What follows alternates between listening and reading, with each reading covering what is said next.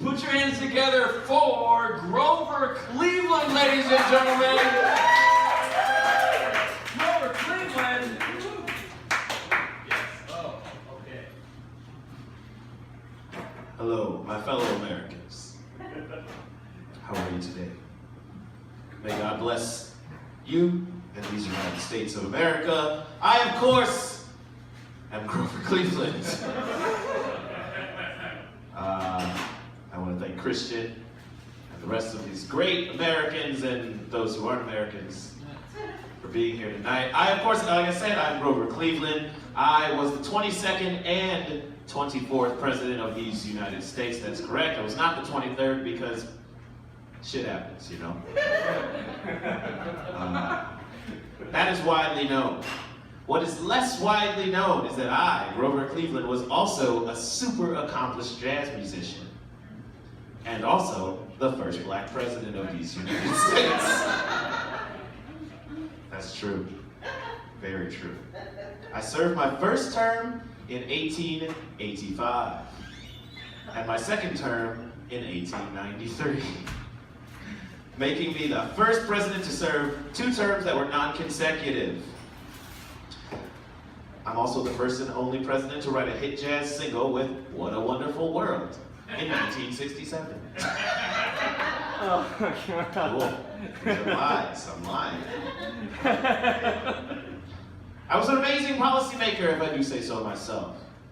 Even though I went through and served under one of the most historic economic downturns in American history. My most accomplished piece of policymaking, a piecemeal change in the health insurance industry that I like to call Cleveland Care.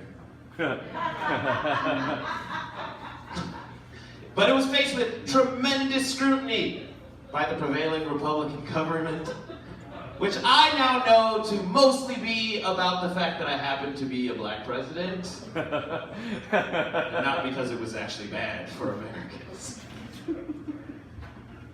Okay. Despite being a black president and a jazz musician, I didn't really like Reconstruction, you know, post-slavery Reconstruction of American culture. Didn't really like it. I saw it as a failed experiment, and I was hesitant to use my federal power to enforce the 15th Amendment, which gave blacks the right to vote. You know, I didn't necessarily need them because I was already the president, you know. I probably needed them during that second term that I didn't get, but you get it. I did, however, I appointed a black man to replace Frederick Douglass when he retired, which I called the Great Tokening of Washington, D.C. wow. Because I didn't really know his name. I don't know his name now still. Okay. I should have brought a bigger thing to read this from, because it's hard to read on this newfangled device that someone gave me when I traveled here. Okay. This is great. I also extended the Chinese Exclusion Act, which is pretty dope, if you ask me. I didn't like them. Except when they built the railroads, you know what I mean? They were pretty good at that.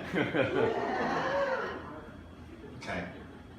You know, for a black president, I was pretty racist. That's all I'm trying to say. I was very racist. Oh, also, this is great. You should know my lovely wife, who I was not with when I first entered the White House, because when I first entered the White House, my now wife was known as, my best friend's daughter, who was 16.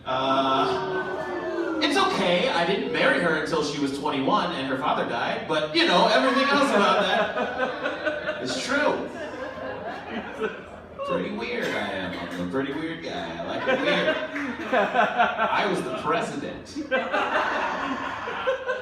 And normally this is the part where I pick up a saxophone and start playing Careless Whispers, which is my other hot jam. But I broke it.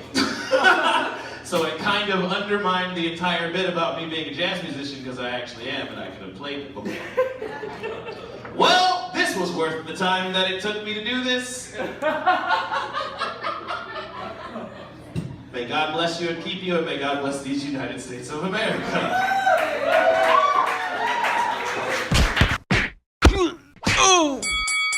Bare Knuckle Comedy.